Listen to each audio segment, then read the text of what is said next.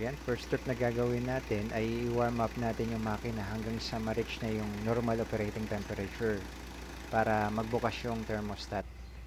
Para malaman natin na nasa normal operating temperature na, dapat nasa gitna na yung temperature gauge. So, bukas na yung thermostat pag nasa gitna na yung temperature gauge. Pag mainit ng makina, yan, tanggalin natin yung drain plug dun sa radiator. Yan, para lumabas yung tubig. So, dahil bukas na yung thermostat, mas maraming tubig yung lalabas. Yan, meron mang matira dun sa makina, konti na lang. Mahalaga, lumabas yung maraming tubig. Yan, ganyan yung itsura kapag tap water yung ginagamit natin na tubig. Yan, makalawang. Yan ang cause ng tap water. Yan, tapos pag na-drain na lahat ng tubig, tatanggalin natin yung thermostat. Ayan, tatanggalin muna natin yung hose. Tapos yung water inlet, dyan nakalagay yung thermostat. Tatanggalin natin yung dalawang bolt number 12. Yan, sa loob niya nandoon yung thermostat. Yan, so gagamit tayo ng socket number 12. Tapos yung U-joint, yung gumagalaw na extension. So pag ito yung ginamit natin, mas madali nating matatanggal yung dalawang number 12 na bolt para matanggal natin yung housing ng thermostat. Yan, so pag natanggal na natin yung dalawang bolt, ayan, pwede na natin tanggalin yung water inlet. So nandyan yung thermostat. Yan, so nilagyan ko ng plastic yung alternator para hindi mabasa. Bagaman pwedeng mabasa yun, so nilagyan ko na rin ng plastic para mas safe na lang. Yan, ito yung thermostat. So madali ko siyang natanggal, hindi siya nakadikit, yung iba nakadikit So huhugutin lang yun para matanggal yung thermostat. Yan, so dito makikita natin yung water inlet. So ang daming kalawang. So dahil yan sa tap water yung ginagamit.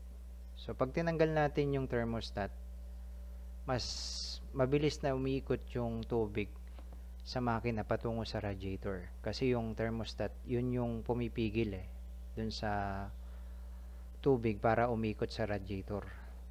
So yan yung lalagyan ng thermostat. Diyan siya nakalagay.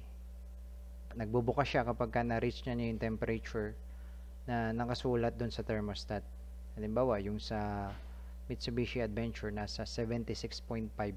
So pag naging 76.5 na yung tubig, dun pa lang siya magbubukas. Dun pa lang iikot yung tubig sa radiator. Yan. So ilalagay ko tong water inlet na wala yung thermostat para mas mabilis na umikot yung tubig sa radiator. Kaya mas mabilis nating mapa-flashing yung radiator pati na rin yung loob ng makina. Yan. So ibabalik natin yung hose. Yan, meron siyang lock. I-lock lang natin yun. Pagkatapos, pag nailagay na natin, pwede tayong gumamit ng radiator flush cleaner. Yan, so ito yung ginamit ko, yung Dexron. Yan, check natin kung maganda ito. Yan, so ibuhos lang yung lahat ng laman. Pagkatapos punuin natin ng tubig after na mailagay natin yung mismong radiator flush. Ayan, so ang lalagay natin tubig ay distilled water. Ayan, para mas maganda yung tubig na mailagay. Ayan, pagkatapos sasara natin yung radiator. Paandarin natin yung makina. Doon sa instruction nakalagay, 10 to 15 minutes pwede nating paandarin para matanggal yung kalawang. Yan pala ang itsura kapag wala yung thermostat. Ayan, mapapansin nyo sa video, mabilis umikot yung tubig, umaagos yung tubig dahil wala yung thermostat. Ayan. So isa ring indikasyon na walang thermostat yung makina nyo kapag parehong mainit yung hose. Kasi kapag may thermostat kan, karaniwan yung nasa ibabaw na hose ay mainit, tapos yung sa baba ay malamig. Yan. Pero nagiging mainit lang yun kapag nabuksan na yung thermostat. Yan. Pero dahil wala yung thermostat, habang nagpa-flushing tayo, umiikot agad yung tubig sa radiator. So, yan ang isang paraan para mabilis nating ma-flush. Malinis yung kalawang sa loob ng makina. Kaya din dun sa radiator. So, makita natin dun sa ibaba, yun yung lower hose. Yan. Dahil wala yung thermostat, mainit na agad yun. Yan. So, after nating ma-flushing, na-drain ko na yung tubig. Ito yung result nung paglalagay natin ng radiator flush. Yan. So, natanggal yung kalawang. So, maganda rin pala yung Dextron na radiator flush. Yan. So, yan yung tubig na nailabas. Madumi pa rin. So, gagawin natin, ipa-flushing naman natin siya ng tubig lang. So, distilled water pa rin yung gamit natin. Yan. Tapos, i-drain natin ulit. Paanda rin natin yung makina. Tapos, i-drain natin ulit. So, tingnan natin hanggang sa mawala yung kalawang. So, after ng pagpa-flushing ko ng Dextron, gumamit pa rin ako ng isa pang radiator cleaner, yung Quaker City. Yan. So, ang ginawa ko rito, nilagay ko yung radiator cleaner na to na Quaker City. Tapos, ginamit ko muna yung sasakyan ng ilang araw para mas mawala yung kalawang dun sa loob ng makina. Pati na rin sa radiator. So, gaya dun sa kanina, ilalagay lahat ng laman nito. Pagkatapos ay lalagyan natin ng distilled water hanggang sa mapuno yung radiator. After ng ilang araw, dinrain ko ulit yung tubig. So, makikita ninyo, puti na yung lumabas na tubig. So, 5 araw ko siyang ginamit na nandun yung radiator cleaner na Quaker City. Mas luminis yung loob ng radiator. Wala pa rin yung thermostat. Hindi ko pa rin nilagay para mas mabilis pa rin umikot yung tubig sa makina at dun sa radiator. Yan yung tubig, no, after na magamit ko siya ng 5 araw. Yan, wala na siyang masyadong kalawang. Yan, pagkatapos na ma-drain yung tubig, babanlawan natin uli siya ng distilled water para mawala na yung chemical na nilagay natin, yung radiator flush cleaner. 2 beses ko siyang pinlashing ulit ng distilled water. Wala ng radiator cleaner. Yan, hanggang sa pumuti na yung tubig na lumabas dun sa radiator. Ito pala yung thermostat. Yan, nilinis ko na siya kasi nagkaroon din siya ng kalawang. So, ang pinalinis ko dito ay steel brush, yung malambot lang para maging malinis yung thermostat. Ayan, 76.5 yung thermostat ng Adventure na diesel. Ito pala yung gagamitin ko na coolant, yung Delo.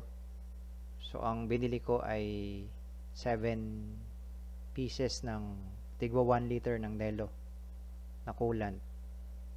Maganda itong Delo na coolant kasi ano na siya, nakadesign na siya para sa Pilipinas. Wala na siyang antifreeze. Kasi yung antifreeze, ginagamit lang yun dun sa mga lugar na nagyayelo. Binili ko to sa mismong Caltex, kaya mas sure na original. Kasi kung bibili tayo sa mga shop na hindi kilala, baka hindi original yung may bigay sa atin. Yan, meron kasing mga coolant na mabilis na mawala yung kulay. Parang nagiging clear agad. So, ibig sabihin, fake yung coolant na yun. Para malaman kung original yung coolant na nabili natin, tignan nyo lang dun sa mismong seal sa ibabaw pagbukas natin ng takip. Meron kasing logo yan ng Caltex.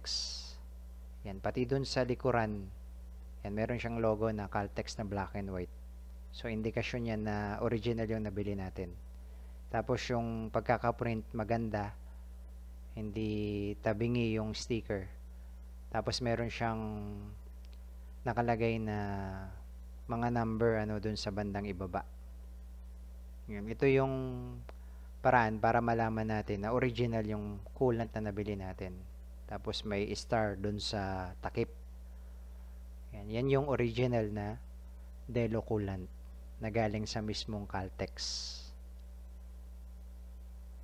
Yan. So, i-drain ko na yung mismong tubig sa radiator. Pagkatapos nating ma-drain, ilalagay natin yung thermostat na. Ayan. So, ito yung thermostat. So, gaya kanina, tatanggalin lang natin yung water inlet. Yung dalawang bolt.